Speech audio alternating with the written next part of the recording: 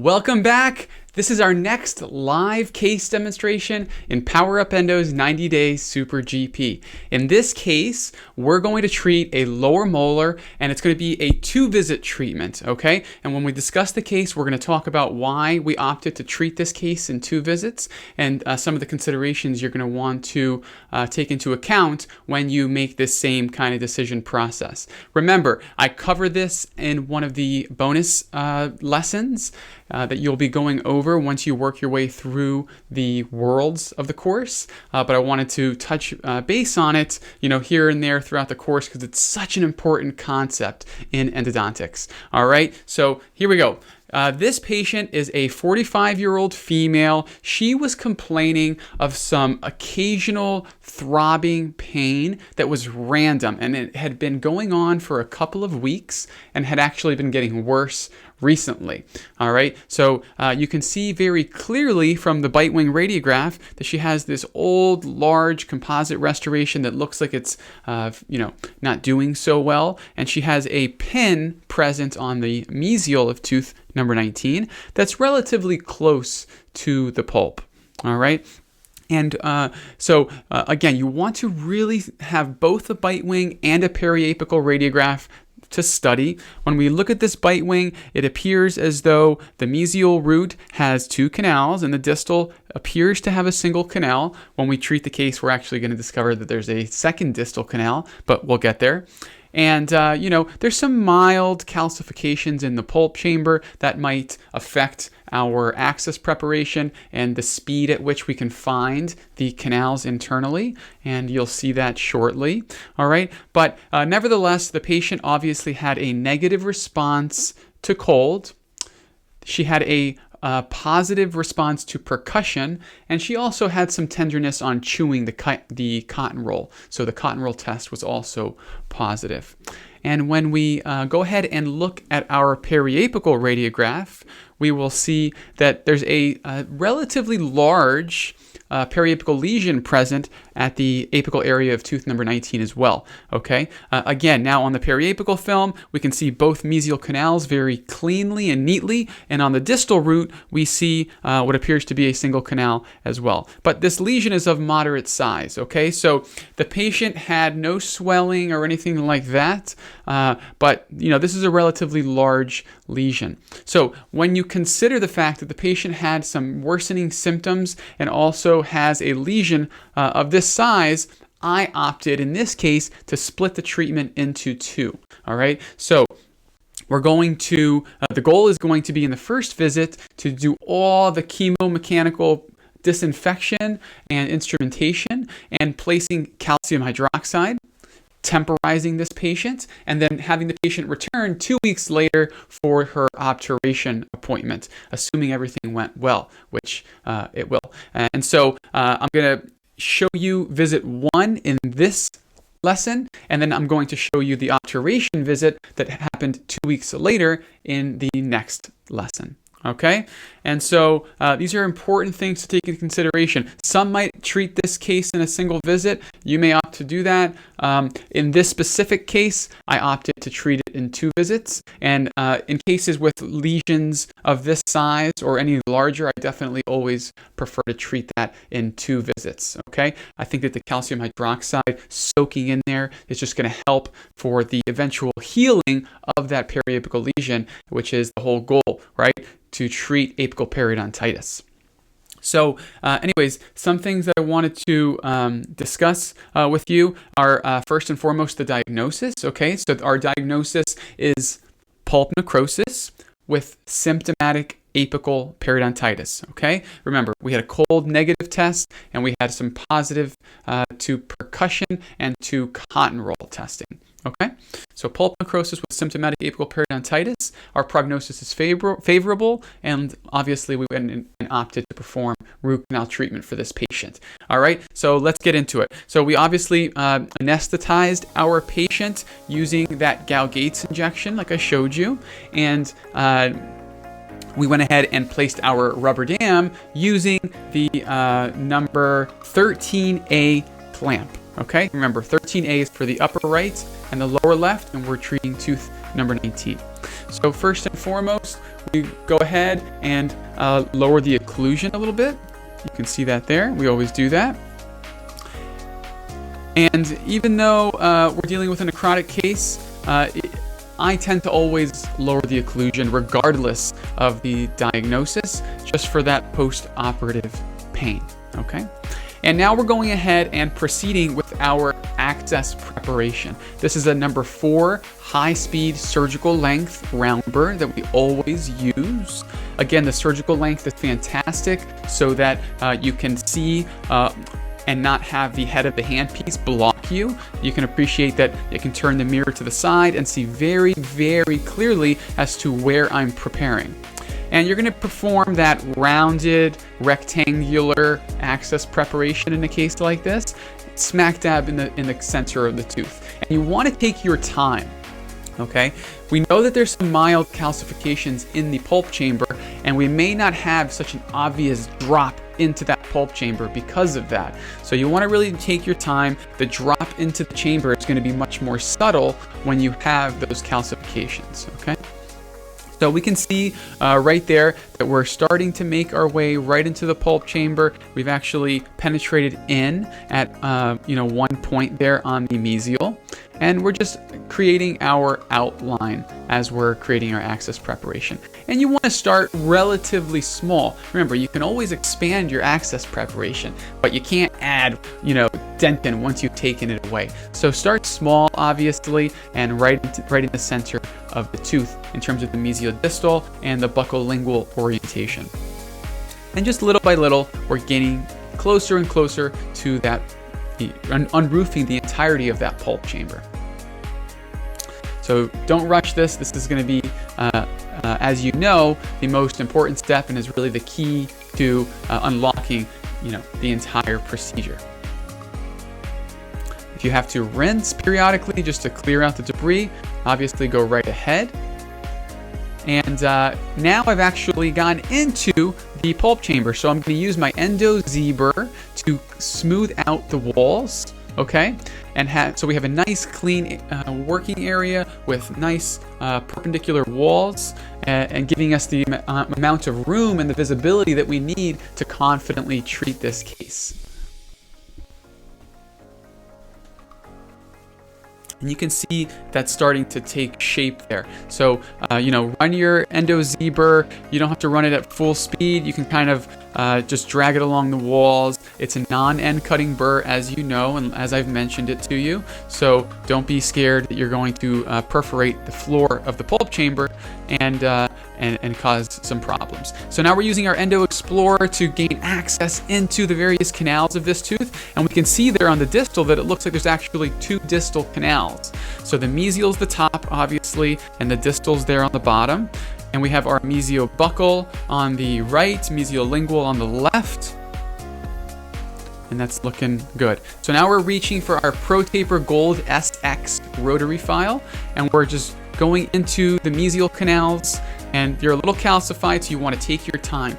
As always, it's super, super important to let the file do the work. Don't push with any rotary instrument, whether it's an orifice opener or whether it's a full-length rotary that you're taking to the apex. Do not push rotary files. They are meant to do the work, and once, for instance, this orifice opener makes entry into the canal, the side of the file, the fat part in the mid part, is going to do the work that you need it to do. And you want to just brush, again, away from the furcation so that you can open up that canal and start to get straight line access for your eventual hand files. So now I'm in my distal root, right? Did my DB, my DL, and you can see that all 4 canals now are looking as they should, at least initially. Okay, so take your time. The file will do the work for you. Do not push rotary files, right? You can see nice and neat there.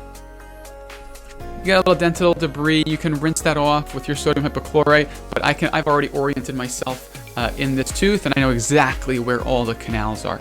But if you feel like you need to clean out some of those dentinal chips so that you can orient yourself better, by all means do that. So now we have our half-strength sodium hypochlorite that we're going to be using inside the tooth to start our initial, cleaning out and our initial disinfection here. And again, you can see all 4 of those canals nice and neat there. In this case, we're also going to be looking very closely for any obvious cracks inside the tooth. Okay, because remember, we have a large lesion. Granted, the pin was relatively close to the pulp, but there was no deep caries or anything like that. It seemed like this tooth just fatigued out, and the patient just graduated to needing endo and then a crown, right? So now we're going to start with our working length determination and our glide path preparation. Notice I'm taking my 10 file into the mesiolingual canal first, okay? And again, as always in lower molars, I like to initially instrument the ML canal because the MB canal will oftentimes merge with that ML canal. And so I took my apex locator to length, I removed the file, and I determined that my mesiolingual was 20.5 millimeters, okay? And now we're going into the mesiobuccal canal with our 10 file, attaching our electronic apex locator clip to it, and determining the working length in the mesiobuccal canal. It's looking good. You can see how once you've opened up the canal with your orifice opener, oftentimes if you've selected cases that are on the mild to moderate difficulty scale, the 10 file will just slip right on down to length. If you don't use that orifice opener, you're not able to open up that coronal third, and it makes it more challenging to get your hand files to length. All right, so I'm in one of my distal canals now. This is my DB canal. And I'm determining here that the DB canal is actually also 20.5. So far I have ML at 20.5, MB at 20.5, and my DB at 20.5. Good. We're in that 4th distal canal now. Again, apex locator clip, and getting that nice stable reading with that apex locator between the number 1 and the word apex, right in the midpoint there. That's going to be the spot where you're going to want to measure to get your anatomical apex determined and start instrumenting to that one. So here's our 15 file. I'm going to start inserting our 15 files in each of the canals in preparation for our working length radiograph. So I got the 15 file in the mesiolingual right there. Again, you want to put that in first because oftentimes the MB will merge with the mesiolingual. And then into the mesiobuccal canal. What you'll notice is when you're putting lots of files inside a tooth, oftentimes the stoppers will get in the way. So we will either trim the stoppers, like I mentioned in our last lower molar case demonstration, or we'll seat the file all the way down and then raise the stopper so it's out of our way. That way we can fit 3, 4, sometimes 5 hand files in the access preparation to take our working length radiograph. And now we are in our distal buccal canal, which is again 20.5 millimeters. You can see I'm all the way down there. And then again, I'm going to raise the stopper so it's out of my way and I can fit my 4th hand file in there. And again, you always want to take your working length radiographs, ideally with a 15 file. It makes it much, much easier to see the stainless steel file on the radiograph and really see it relative to the apex of the root that you're measuring, okay? 10 files and 8 files are harder to read when you're taking your working length radiograph. Plus, you're gonna need to go up to 15 anyway in order to get a nice glide path. And so we can see very clearly here that our mesial canals, our medial working lengths are looking good, right to the apex, no problems. In our distal, it appears as though one of those canals is actually merging with the other, and we'll see that more as we instrument the case. But this is good. Our lengths are very appropriate, and they're looking solid. So we're moving right along, and so we will take out these 15 files now and then proceed to the instrumentation phase of our treatment. And you can see how efficient this is. Okay, we've already decided this is one visit treatment, and so this first visit, really should only take you 20 to 25 minutes once you kind of get the hang of it. All right, so more sodium hypochlorite. Notice I'm using a lot of sodium hypochlorite as usual between all the different phases of the procedure.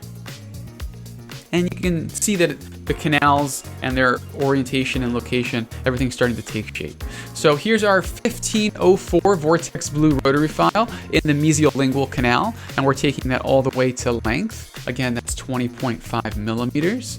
And again, let the file do the work. Don't take more than the tooth or the canal gives you.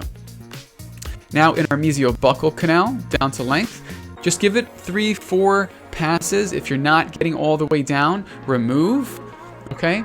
And then place your RC prep again, and then go again. And if over 2 attempts you're still not getting to length, go back down to hand files, your 10 file, your 15 file, maybe even your 20 file, to make space for your rotary. In this case, the rotary file eventually just went right down.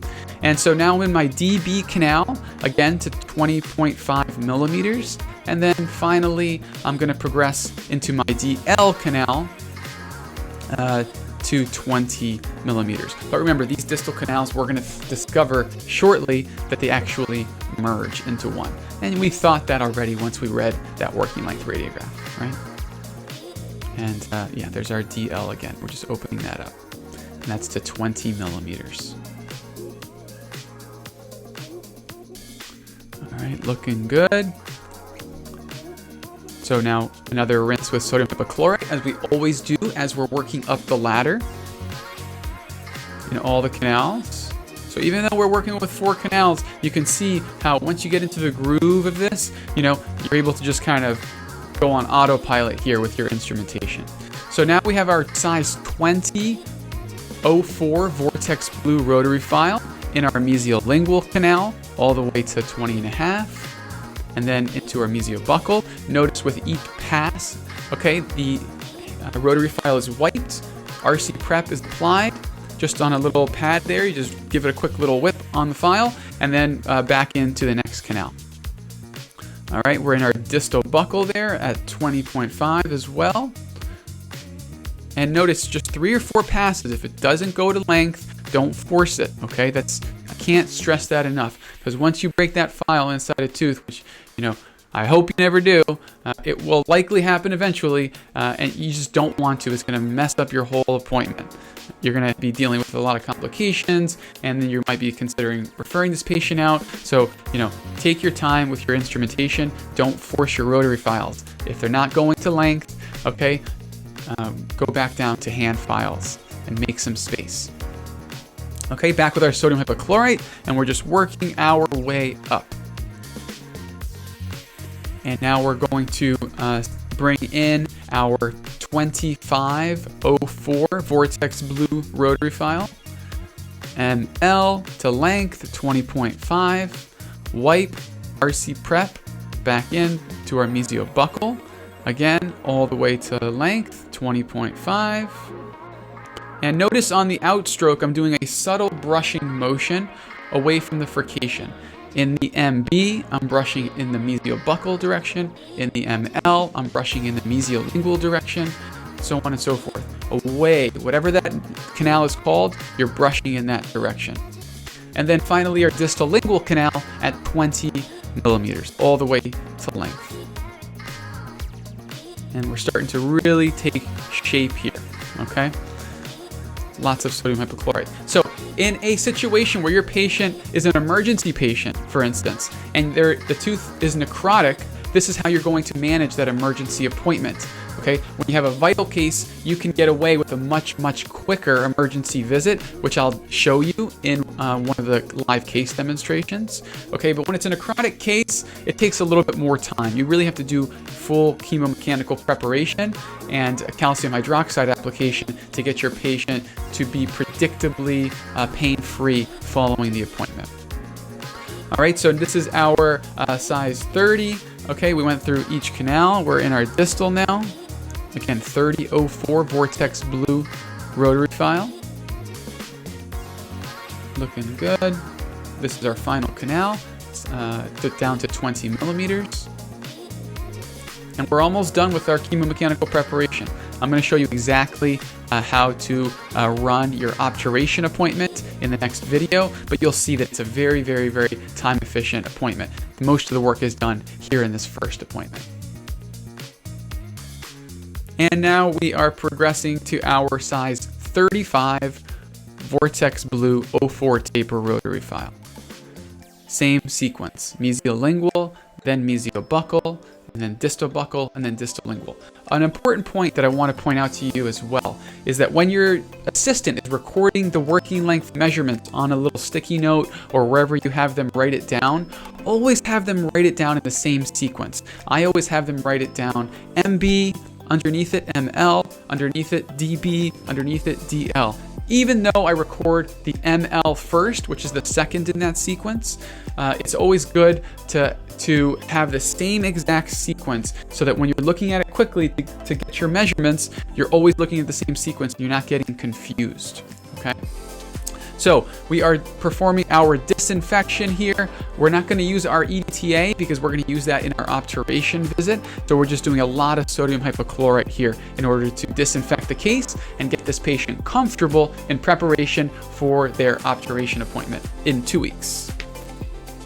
All right, so we can see that that's looking nice and clean internally. There's no drainage, there's no purulence or anything like that. And just a little more sodium hypochlorite. Notice that when I administer my sodium hypochlorite, I'm jostling the syringe a lot.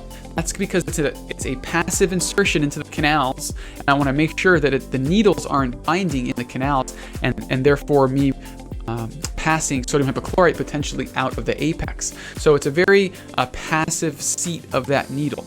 And remember, the needle is bent 90 degrees so that you can see what you're doing. And now I'm actually just inserting my paper points, F2 Pro Taper paper points, down to each of the apices in order to dry the canals to set the stage for the administration of our calcium hydroxide. And that's looking good. You can see all those canals are present. We have good straight line access, okay? The access prep isn't overly large, isn't overly small. It's just right to see the 4 canals internally. That's what we're aiming for. And I'm placing this calcium hydroxide here under some high magnification just so you can see. But there it is. I have the tip placed right into the mesiolingual canal. And same thing, you don't want a tight fit seating in that canal. You want it to just barely be seating in a passive manner so that you don't squirt any calcium hydroxide out. And I jostle it a little bit as well just to make sure that it's not binding. All right, and now when I put it into my distal canals, you'll notice that both canals get filled up with calcium hydroxide. That's more verification that we have merging canals, right? Because filling up with one is filling up the other as well. But there you have it. You have all the calcium hydroxide in your 4 canals, and now we're progressing to the restorative phase where I'm actually placing the green sterile sponge, as I do in most cases, and then I'm going to be placing the Fuji 9 glass ionomer restoration that I've done many, many times throughout this training program.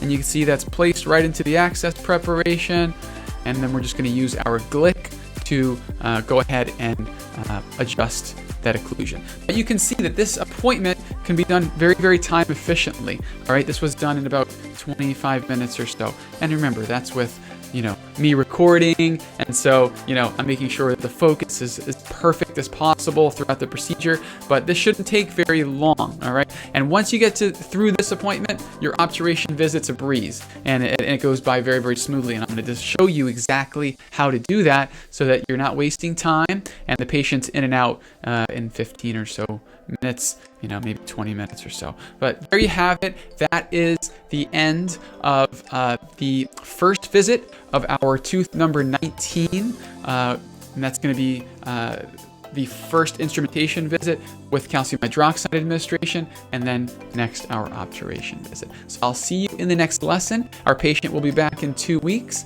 and we'll go through exactly how I think you should run your obturation appointments. All right, see you soon.